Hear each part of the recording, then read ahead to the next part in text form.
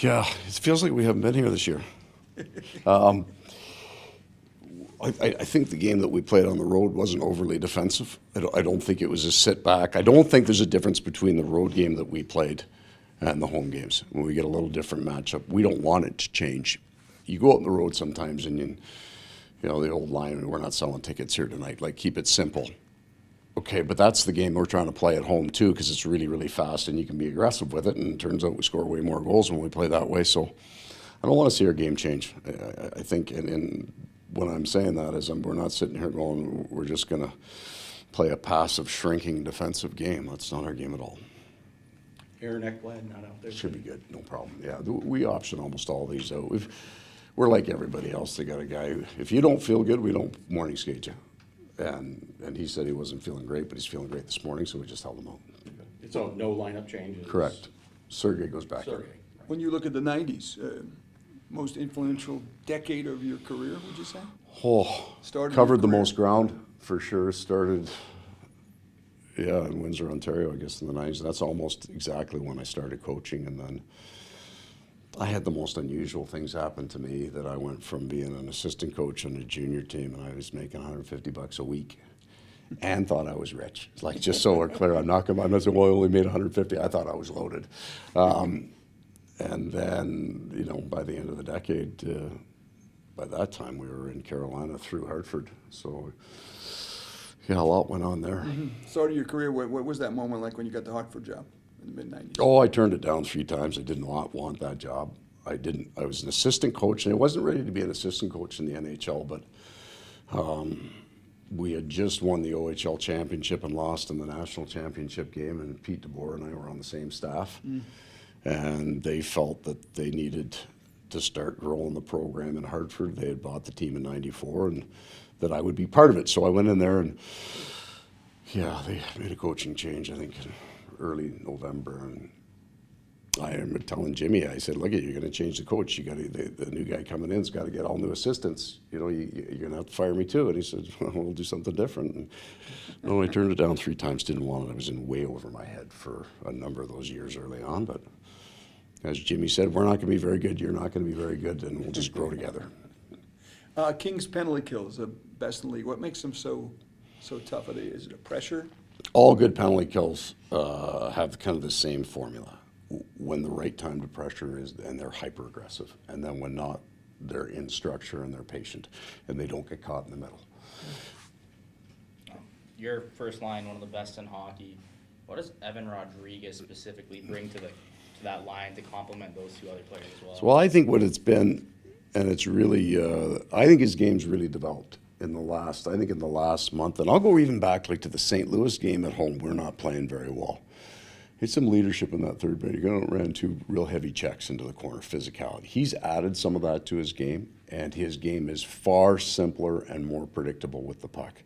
You actually, with Barkov and Reinhart, you don't need more creativity. You don't need more kind of secret plays where you pull something off that you may not be able. You need something that you can predict, because they can predict faster. So if they have an idea what you're going to do with the puck, they're going to read that and they're going to go. And he's become very predictable in his game. And he plays he plays at a higher level of intensity now than he did at the start of the year. Not that he didn't or couldn't, but what happens is you play with Barkov, then you practice with him every day. You go faster. You just do. He turns you into a better player. And Evan said that playing with those 2 for this long of a period, they're really picking up little parts of each other's game. And yeah. Does that kind of help when you're able to keep the lines pretty much similar the whole year? It does. There's a curve to that. You see a benefit if there's something there, and everybody calls it chemistry, but when they start, really all that is predictive in nature. Do I have a pretty good idea what you're going to do next with the puck? Because if I do, then I can move to that area, and now all of a sudden we're fast, right?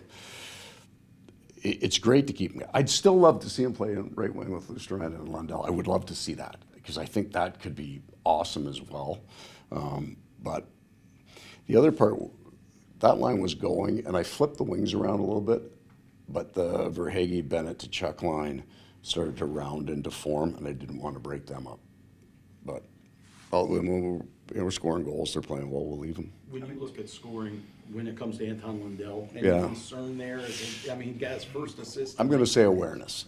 Concern, awareness. And It's in some ways it is the Reinhart effect too. I mean, Sam's going to be pretty prolific with whoever he plays with, and the people that he plays with are going to be the benefactors up there. So we had both Anton and Nick kind of have a whole bunch of chances, especially at Lundy, had a whole bunch of chances early that didn't go, and then it kind of dried up, and that's what happens. If you had your chances, it's a big year for you, that tension starts to build. I think he's on the rebound just recently. I think he was faster. I think he felt the weight of it. He's a young guy. He's not putting up numbers. The team's winning, so everybody's in a good mood. You want to walk around in a good mood, but you're not happy with your game. So I would say we were aware of it. I've seen him play too much really good hockey to say that I'm very concerned about it, but we are working fairly closely with the other coaches and with his team, to try to get that leveled up a little bit. He's had these dry spells before. Does that? Yeah, I Maybe mean, to say, but I he'll think pull out. in some ways, last year when we got into December, and it was the same, we were almost in the same boat. We threw him up left wing with Barkov for a while. Got it going, got some hands going. Then all of a sudden everything kind of comes back. Duclair comes back in, and then we put the line together. And Reinhardt's still there in Lundell, and now he's had his confidence. So there's still some options that we have, but also just some time. He's a young player. He's got to go through this to help define his game. This is what I'm going to do every night, and the points probably will come, but it will have nothing to do with how I approach the game. So we're still working on that. Carter Verhaeghe's on pace for 40 for the Yep. second straight season there, but I mean, he's a guy who's really fast, benefited from the rush game from the previous regime. Yeah. But, like, how did he fit so seamlessly into what you changed here? Okay. His rush game is really good because he's fast, right? But the best part of his game was never the rush game. And I'm saying this to you from 2-3 years ago. I'm not even watching the Florida Panthers. I'm actually watching Tampa. So I would watch the Stanley Cup champion. Every playoff game they play, that's kind of just the routine. And so 1, 2, 3 years ago, who is this Carter Verhaeghe guy? Like, I'm watching Tampa, but then this guy from Florida keeps potting. He is all over the puck. Like, he's on it. He's yeah, there's skill and there's numbers, but he is just a dog on a bone. And then the summer that I came in, I went back and watched the playoffs, and even with what you would be saying, underwhelming performance maybe by Florida, Carter Verhaeghe was still really, really good.